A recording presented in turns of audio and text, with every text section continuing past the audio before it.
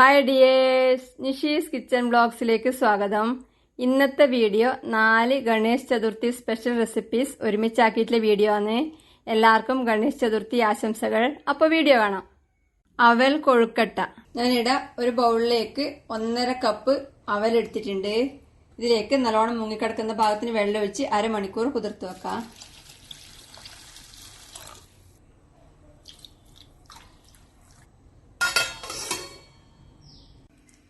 അവല് കുതിർത്ത് വെച്ചത് അരമണിക്കൂറിന് ശേഷം വെള്ളം ഊറ്റി കളഞ്ഞെടുത്തിട്ടുണ്ട്.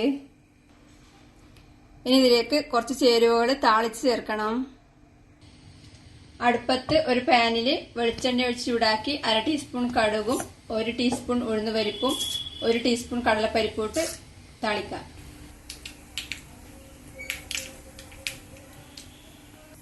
കടുക് പൊട്ടിക്കഴിയുമ്പോൾ ഇതിലേക്ക് 1 ടീസ്പൂൺ ഇഞ്ചി ചെറുതായി മുറിച്ചതും 2 പച്ചമുളക് മുറിച്ചതും കുറച്ച് കറിവേപ്പിലയും ഇട്ട് താളിക്കാം. ഇഞ്ചിയും പച്ചമുളകെല്ലാം മൂത്ത് വരുമ്പം ഇതിലേക്ക് 2 നുള്ളി കായപ്പൊടി കൂടെ ചേർത്ത് തീ ഓഫ് ചെയ്ത് അവലിലേക്ക് ചേർക്കാം. ഇനി ഇതിലേക്ക് ആവശ്യത്തിന് ഉപ്പ് ചേർക്കാം. കുറച്ച് ഫ്രഷ് തേങ്ങ ചെറുകിയത് ചേർക്കാം. തേങ്ങ ചെറുകിയത് കുറച്ച് അധികം ഉണ്ടെങ്കിൽ അധികം ചേർക്കാം. ഇതിനി കൈ കൊണ്ട് നല്ലോണം കുഴച്ചെടുക്കാം. ഇപ്പോൾ ഇത് നല്ലോണം കുഴച്ചെടുത്തിട്ടുണ്ട്. ഇനി ഇത് ഉരുളകളാക്കി ആവിയിൽ വേവിച്ചെടുക്കണം. അടുപ്പത്ത് ഒരു സ്റ്റീമറിൽ വെള്ളം വെച്ച് തിളപ്പിച്ചിട്ടുണ്ട്. ഇതിന്റെ മേലെ ഒരു പ്ലേറ്റ് വെക്കുന്നുണ്ട്. ഇതിൽ നിന്ന് കുറച്ചെടുത്ത് ഉരുളയാക്കി റൗണ്ട് ഷേപ്പിലാക്കുന്നെങ്കിൽ അങ്ങനെ ആക്കാം. കുറച്ച് നീളത്തിലാണ് ഇത് സാധാരണ ആക്കല്. ഇപ്പം കുറച്ച് നീളത്തിലാക്കുന്നുണ്ട്.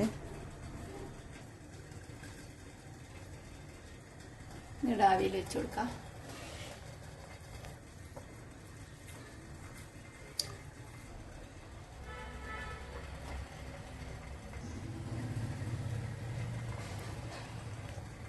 മൂന്ന് കൊഴക്കട്ട ഉരുട്ടിയെടുത്തിട്ടുണ്ട്. ഇത് വേവിച്ചെടുക്കാം. അവൽ കൊഴുക്കട്ട പുറത്തേക്ക് എടുത്തിട്ടുണ്ട്. ഇത് ചൂടാറിയ ശേഷം മാത്രമേ കൈകൊണ്ട് എടുക്കാൻ പാടുള്ളൂ, അല്ലെങ്കിൽ സോഫ്റ്റ് കൂടുതലായിട്ട് ഇങ്ങനെ ചിലപ്പോൾ ഉടഞ്ഞു പോകാൻ ചാൻസ് ഉണ്ട്. ബാക്കിയുള്ളതും കൂടെ ഇതേപോലെ ചുട്ടെടുക്കാം. അവൽ കൊഴുക്കട്ട റെഡിയാണ്. ഉണ്ടാക്കാൻ എളുപ്പമാണ്, നല്ല ടേസ്റ്റിയാണ്. ഇതിന്റെ സൈഡ് ഡിഷായിട്ട് കഴിക്കേണ്ട ചമ്മന്തിയുടെ റെസിപ്പീസ് ഞാൻ നേരത്തെ ഇട്ടിട്ടുണ്ട്. അതിന്റെ ലിങ്ക് ഐ ബട്ടണിലും ഡിസ്ക്രിപ്ഷനിലും കൊടുക്കാം. പാൽ കൊഴുക്കട്ട. ഞാനിവിടെ ഒരു ബൗളിലേക്ക് 1/4 കപ്പ് അരിപ്പൊടി എടുത്തിട്ടുണ്ട്. ഇത് ഇടിയപ്പമൊക്കെ ആക്കുന്ന പാകത്തിനുള്ള വറുത്ത അരിപ്പൊടിയാണ്. ഇതിലേക്ക് ആവശ്യത്തിന് ഉപ്പ് ചേർത്ത് ഒന്ന് ഇളക്കി കൊടുക്കാം.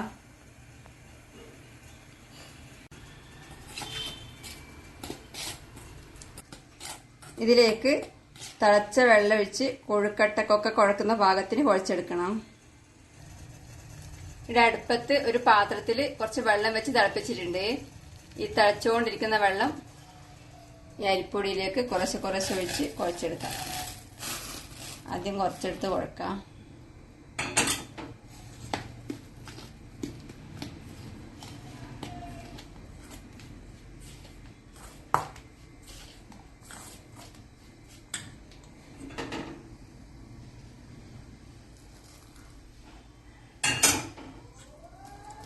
ഇപ്പം തിളച്ചുകൊണ്ടിരിക്കുന്ന വെള്ളം ആയതുകൊണ്ട് ആദ്യം സ്പൂൺ കൊണ്ട് കുഴക്കാം. ചൂട് കുറയുമ്പം കൈ കൊണ്ട് വെച്ചെടുക്കാം.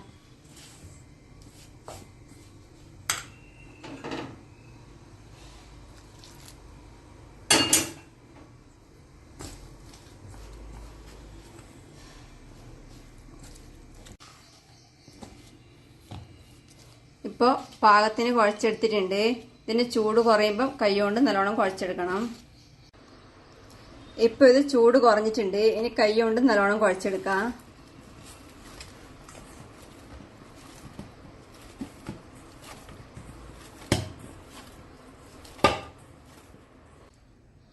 ഇനി ഇതിൽ നിന്ന് കുറച്ച് എടുത്ത് ചെറിയ ഉരുളകളാക്കി എടുക്കണം.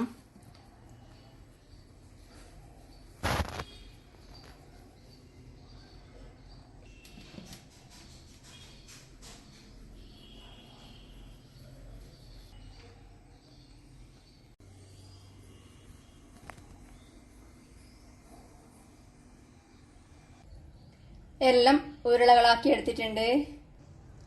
ഇതിനി തേങ്ങാപ്പാലിൽ വേവിച്ചെടുക്കണം.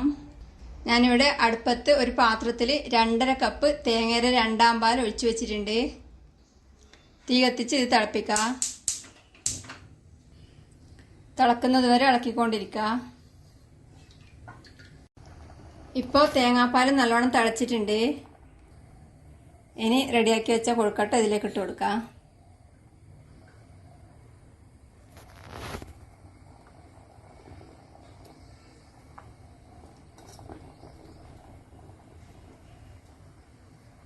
ഇത് ഏകദേശം ഒരു 10 മിനിറ്റ് തീ മീഡിയം ഫ്ലെയിമിൽ വെച്ച് തിളപ്പിക്കാം.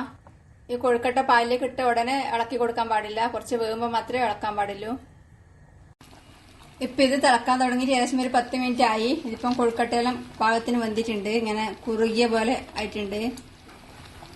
ഇതിലേക്ക് മധുരത്തിന് വേണ്ടി പഞ്ചസാരയോ ശർക്കരയോ ചേർക്കണം. ഞാനിപ്പോൾ ശർക്കര ചേർക്കുന്നത്. ഇവിടെ ഞാൻ 250 ഗ്രാം ശർക്കര 1/2 കപ്പ് വെള്ളം ഒഴിച്ച് ഉരുക്കിയെടുത്തിട്ടുണ്ട്. ഇതൊരു അരിപ്പയിലൂടെ അരിച്ചൊഴിക്കാം.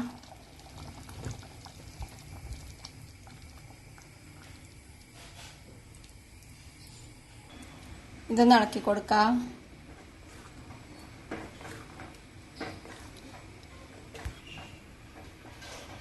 ഇത് ഇളക്കി കൊടുത്ത് വീണ്ടും തിളപ്പിക്കാം. ഒരു 2 നുള്ളി ഉപ്പ് ചേർക്കുന്നുണ്ട്. ഇത് ഇഷ്ടമില്ലാത്തവർക്ക് ഒഴിവാക്കാം. ഇപ്പം ശർക്കര ചേർത്ത് നല്ലോണം തിളച്ചിട്ടുണ്ട്. ഇനി ഇതിലേക്ക് തേങ്ങയുടെ 1ാം പാല് 1/2 കപ്പ് ചേർക്കാം.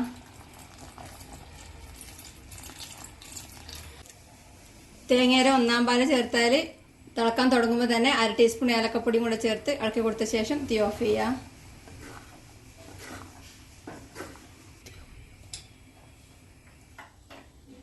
തീ ഓഫ് ചെയ്താൽ ഏലക്കപ്പൊടിയുടെ നല്ല ഫ്ലേവർ കിട്ടാൻ വേണ്ടി ഒരു 2 മിനിറ്റ് അടച്ചു വെക്കുന്നത് നല്ലതായിരിക്കും. അതിനുശേഷം തുറന്നെടുത്ത് കഴിക്കാം.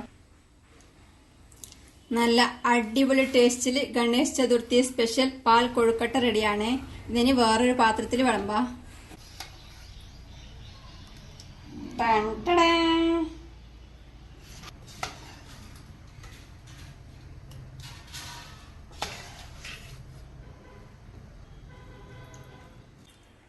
നല്ല കിടിലൻ ടേസ്റ്റ് ആണ്. റവ ലഡു. ആദ്യം അണ്ടിപ്പരിപ്പും മുന്തിരിയും നെയ്യിൽ വറുത്തെടുക്കണം. അടുപ്പത്ത് ഒരു ഉരുളി വെച്ച് ചൂടാക്കിയിട്ടുണ്ട്. ഇതിലേക്ക് 1 ടീസ്പൂൺ നെയ്യ് ഒഴിച്ചു കൊടുക്കാം.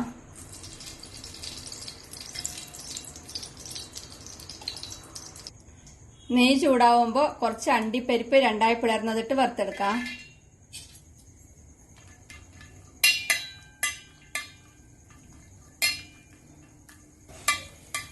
അണ്ടിപ്പരിപ്പിന്റെ കളർ മാറി തുടങ്ങുമ്പോൾ ഇതിലേക്ക് ഉണക്കമുന്തിരിയിട്ട് വറുത്തെടുക്കാം.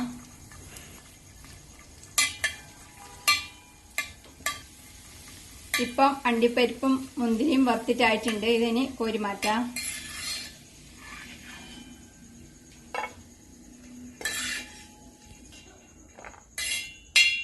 ഇനി ഇതേ ഉരുളിയിലേക്ക് 1 ടേബിൾ സ്പൂൺ കൂടെ നെയ്യ് ഒഴിച്ച് 1 കപ്പ് റവ ഇട്ട് വറുത്തെടുക്കാം.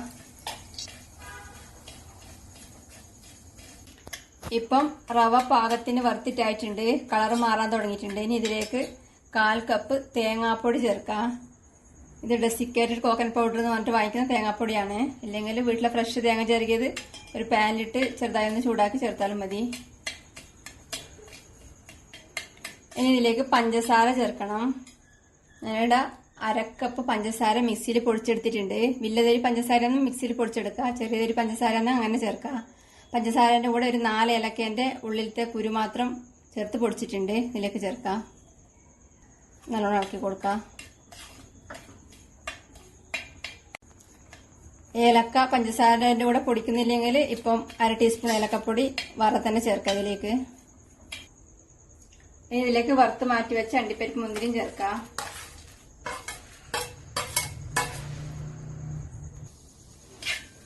ഇളക്കി കൊടുക്കാം.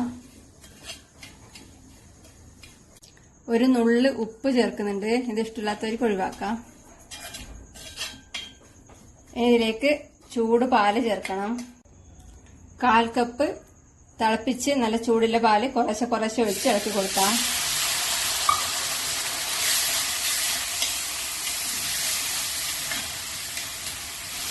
ഇത് റവ ലഡു ഉരുട്ടിയെടുക്കാൻ പാകത്തിനാവുന്നവരെ ചേർക്കാം.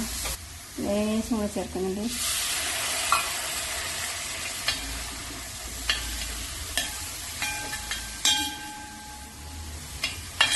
ഇപ്പോൾ പാകത്തിനായിട്ടുണ്ട്. ഇനി തീ ഓഫ് ചെയ്ത് ഇതൊരു പ്ലേറ്റിലേക്ക് കോരി മാറ്റാം.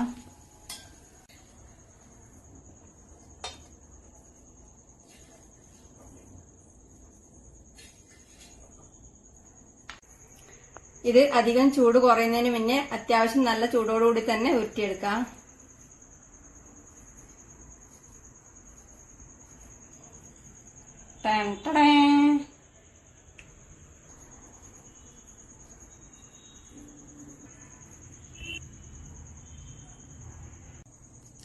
ലഡു എല്ലാം ഉരുട്ടിയെടുത്തിട്ടുണ്ട്. ഇത് വേറൊരു പ്ലേറ്റിലേക്ക് മാറ്റുന്നുണ്ട്.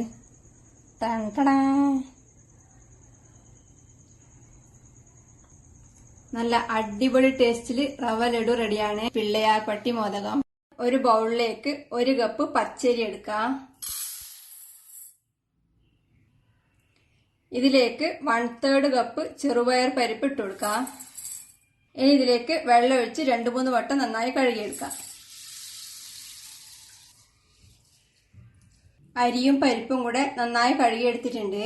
ഇനി ഇതിലേക്ക് നല്ലോണം മുങ്ങി കിടക്കുന്ന പാകത്തിന് വെള്ളം ഒഴിച്ച് ഒരു 15 മിനിറ്റ് മാറ്റി വെക്കാം. അരിയും പരിപ്പും കുതിർത്ത് വെച്ചത് 15 മിനിറ്റിന് ശേഷം കഴുകി വെള്ളം ഊറ്റിയെടുത്തിട്ടുണ്ട്. ഇതിന് വെള്ളം വാർന്നു പോകാൻ വേണ്ടി ഒരു അരിപ്പയിലിട്ട് വെക്കാം. ഇതിന് ഒരു 10 മിനിറ്റ് ഇങ്ങനെ മാറ്റി വെക്കാം. അരിയും പരിപ്പും ഡ്രൈ ആവാൻ വേണ്ടി അരിപ്പയിലിട്ട് വെച്ചിട്ട് ഇപ്പോൾ ഏകദേശം ഒരു 10 മിനിറ്റ് ആയി. ഇതിന് വറുത്തെടുക്കണം. വറുത്തെടുക്കാൻ വേണ്ടി ഒരു അടുപ്പത്ത് ഒരു ചീഞ്ചട്ടി വെച്ച് ചൂടാക്കിയിട്ടുണ്ട്. ഈ എടുത്തു വെച്ച അരിയും പരിപ്പും ചീഞ്ചട്ടിയിലേക്ക് ഇട്ട് വറുത്തെടുക്കാം. ഇതിന് കുറച്ച് സമയം ഇളക്കി വറുത്തെടുക്കാം.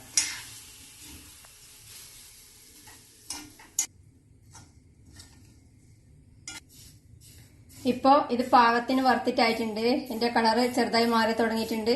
പച്ചമണം മാറി നല്ല വറുത്ത മണം വരാൻ തുടങ്ങിയിട്ടുണ്ട്. അധികം ബ്രൗൺ ഒന്നും ആവണ്ട. ഇനി തീ ഓഫ് ചെയ്ത് ഒരു പ്ലേറ്റിലേക്ക് മാറ്റാം.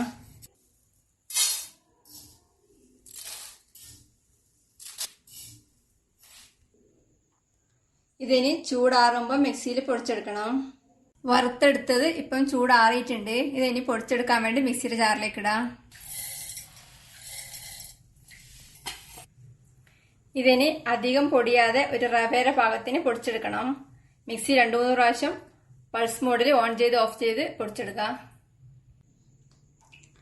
അരിയും പരിപ്പും തരിതരിപ്പായി പൊടിച്ചെടുത്തിട്ടുണ്ട്. എങ്ങനെയുണ്ട്? ഇനി ഇവിടെ അടുപ്പത്ത് ഒരു ഉരുളിയിൽ 3 കപ്പ് വെള്ളം ഒഴിച്ച് ചൂടാൻ വെച്ചിട്ടുണ്ട്. ഇപ്പോൾ വെള്ളം നല്ല ചൂടായിട്ടുണ്ട്. ഇനി ഇതിലേക്ക് അരിയും പരിപ്പും പൊടിച്ചു വെച്ചത് ഇട്ട് കൊടുക്കാം. തീ കുറച്ച് വെച്ചിട്ടിട്ട് ഇട്ടുടനെ തന്നെ ഇളക്കി കൊടുക്കാം.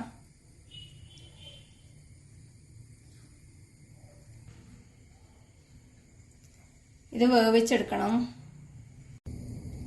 ഇതിന് അടച്ച് വെച്ച് തീ മീഡിയം ഫ്ലെയിമിൽ വെച്ച് വേവിച്ചെടുക്കാം. ഇപ്പോൾ ഇത് വെന്ത് വെള്ളം ഏകദേശം വറ്റിയിട്ടുണ്ട്. ഇനി ഇതിലേക്ക് ശർക്കര ഉരുക്കിയത് ഒഴിക്കണം.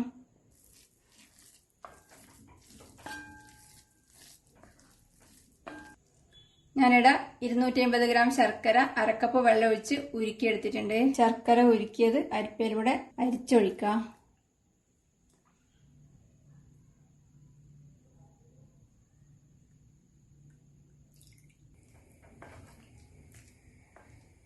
നല്ലോണം ഇളക്കി മിക്സ് ചെയ്ത് വരട്ടിയെടുക്കാം.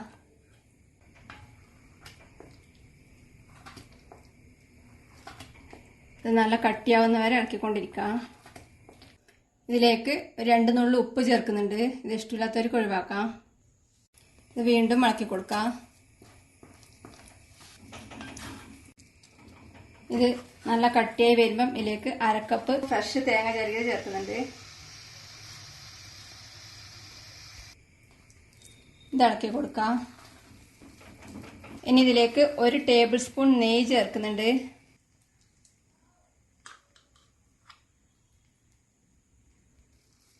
ഇത് ഇളക്കി കൊടുക്കാം. 1/2 ടീസ്പൂൺ ഏലക്കപ്പൊടി ചേർത്ത് ഇളക്കി കൊടുക്കാം.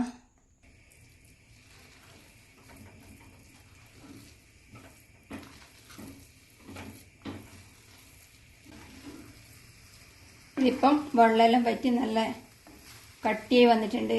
ഇത് എൻ്റെ ശർക്കര കളറില്ലാത്ത ശർക്കര ആയതുകൊണ്ട് ഇങ്ങനത്തെ കളറ്. നല്ല ഡാർക്ക് ശർക്കര ഉപയോഗിച്ചാൽ നല്ല ബ്രൗൺ കളർ ഉണ്ടാവും. ഡാർക്ക് ശർക്കര കിട്ടുന്നവരെ അത് ഉപയോഗിക്കാം.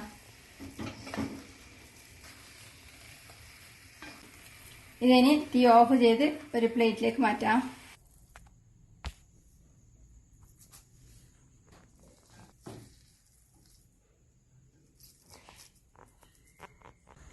ഇതിപ്പം ചൂടാറിയിട്ടുണ്ട്. ഇനി ഇത് ഉരുളയാക്കി ആവിയിൽ വേവിച്ചെടുക്കണം.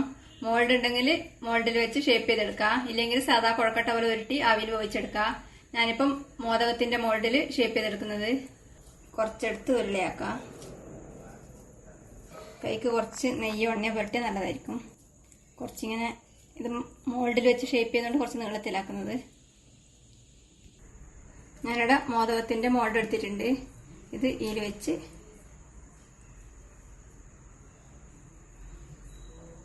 അമർത്തി ഷേപ്പ് ചെയ്തെടുക്കാം. ഇതിൻ്റെ അധികൂല ഭാഗം കളയാം.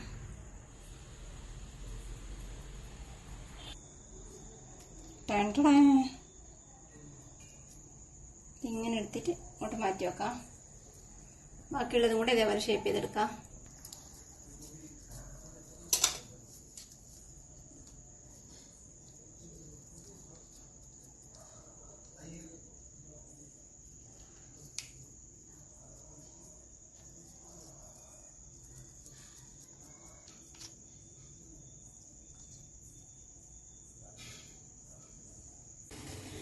ഞാനിപ്പം 3 ഷേപ്പ് ചെയ്തെടുത്തിട്ടുണ്ട്. ഇത് വേവിച്ചെടുക്കാൻ വേണ്ടി ഇവിടെ അടുപ്പത്ത് ഒരു ഇഡലി പാത്രത്തിൽ കുറച്ച് വെള്ളം വെച്ച് തിളപ്പിച്ചിട്ടുണ്ട്. അതിന്റെ മേലെ ഇഡലിത്തട്ട് വെക്കാം. ഇഡലിത്തട്ടിലേക്ക് ഷേപ്പ് ചെയ്ത് വെച്ച മോദകം എടുത്തു വെക്കാം.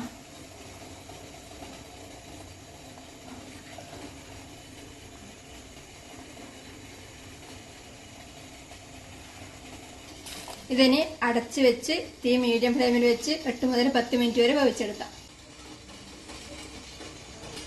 ഇപ്പോൾ ഇത് വേവാൻ വെച്ചിട്ട് ഏകദേശം ഒരു 8 മിനിറ്റ് ആയി. ഇനി തീ ഓഫ് ചെയ്ത് ഇത് പുറത്തേക്ക് എടുക്കാം.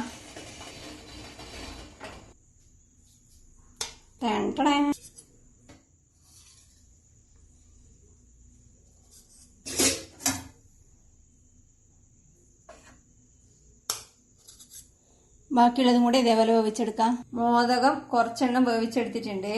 ഇത് വേറൊരു പ്ലേറ്റിൽ സെർവ് ചെയ്യാം.